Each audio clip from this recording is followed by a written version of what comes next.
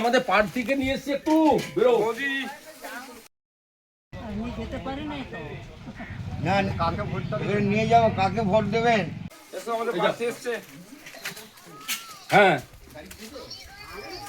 হ্যাঁ যাচ্ছি। বলছি আমাদের প্রার্থী এসছে, কেমন আছে বলো? কেন মরবে কেন? আবার মরে যাবে কি বলছো তুমি?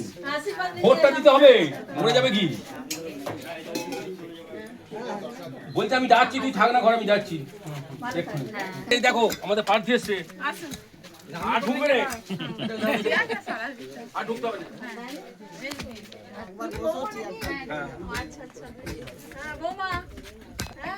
ভোট হয়েছে,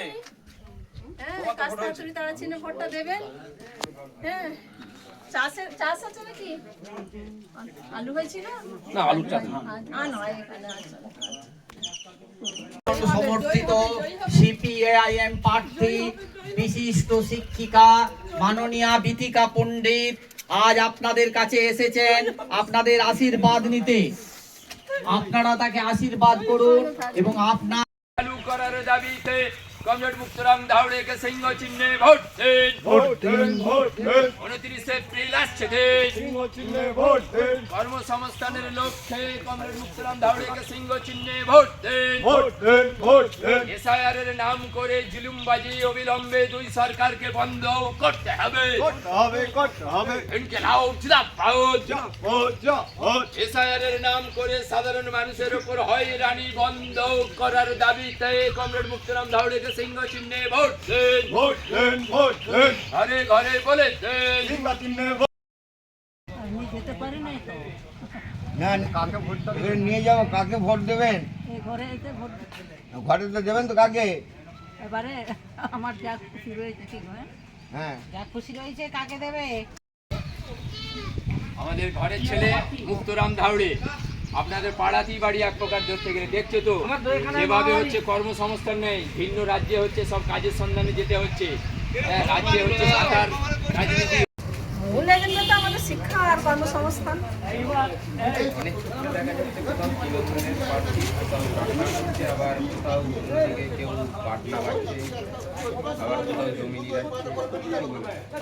দেখুন, আমাদের এমন কাজ করতে হবে, যদিও এগুলো আমরা প্রচারে বেরিয়েছি, কিন্তু আমাদের প্রচারের প্রতীকগুলো এমন হবে যেটা সমাজের বৃহত্তর মানুষের কাজে লাগবে। রান্না আমরা কম বেশি সবাই করি, জমি নিরানো কৃষকের কাজ, শুধু তাদের পাশে থাকতে পারি, কিন্তু এমন আমাদের কাজ করতে হবে যেগুলো আমরা প্রতীক হিসেবে তুলে ধরবো, মানুষের কাছে বার্তা দেবো, যেগুলো সমাজের বৃহত্তর মানুষের স্বার্থে কাজে লাগবে, যেখানে মৌলিক অধিকারগুলো আমাদের বজায় থাকবে। তো ওই সব করে হয় না দাদা। আমরা শুধু জেরো কাটানো নয়, আমরা এমন একটা লড়াই দিতে চাই, একটা সম্মানীয় জায়গায় পৌঁছাতে চাই। বর্তমানে যা পরিস্থিতি আছে, বিধানসভাতে আমরা জিতবো। বিধানসভাতে আপনাদের প্রার্থীরা জিতবে। শূন্যের গেরো কাটাবো। হ্যাঁ, অবশ্যই কাটাবো। ক্যামেরার সামনে বলছি, শূন্যের গেরো কাটাবো। শুনুন, শূন্য থেকে শুরু করেছি। শূন্য একটা মারাত্মক ফ্যাক্টর, বিজ্ঞানসম্মত ভাবে ম্যাথমেটিক্সে একটা বিরাট শূন্য ফ্যাক্টর। হ্যাঁ, শূন্যর বিরাট ইতিহাস আমার যদিও অতটা জানা নাই, অ্যানালিসিস করতে পারবো না, কিন্তু শূন্যর একটা বিরাট সম্মান আছে, বুঝতে পারছেন? শূন্যের সম্মান আছে। আজকে যুব সমাজকে দেখা যাচ্ছে আবার যে লাল ঝান্ডার নিচে আসতে, হ্যাঁ, কি বলবেন? আসবে তো। লাল ঝান্ডায় একমাত্র পশ্চিম বাংলায় কর্মসংস্থান করেছিল 1977 সালে ক্ষমতায় আসার পর। আমি শিলকাস্ত্রের ঘরের ছেলে, আমার বাবা ছিল শ্রমজীবী মানুষ, শ্রমিক, কৃষি ক্ষেত্রে তিনি শ্রমজীবী মানুষ ছিলেন, দিনমজুর। আমি সেখান থেকে আজ প্রাথমিক টিচার। কেন হয়েছিল? আমার বাবার লাখ লাখ টাকা থাকে না, আমি কাউকে একটা বিড়ি খেতে পয়সা দিইনি, আমি প্রাইমারি টিচার। 1984-এ আমি এই গোহাট হাই স্কুলে, যে স্কুলের সামনে দাঁড়িয়ে আছে, এই স্কুলের ছাত্র আমি।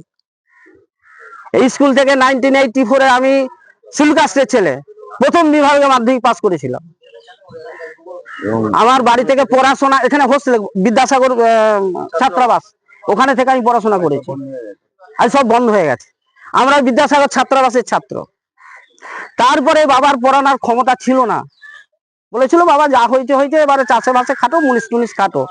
আমরা খোঁজ করে ঘোষপুর ইউনিয়ন বিদ্যালয়ে যে শিলকাস হোস্টেল ছিল, সেখানে থেকে পড়াশোনা করেছি, হায়ার সেকেন্ডারি করেছি।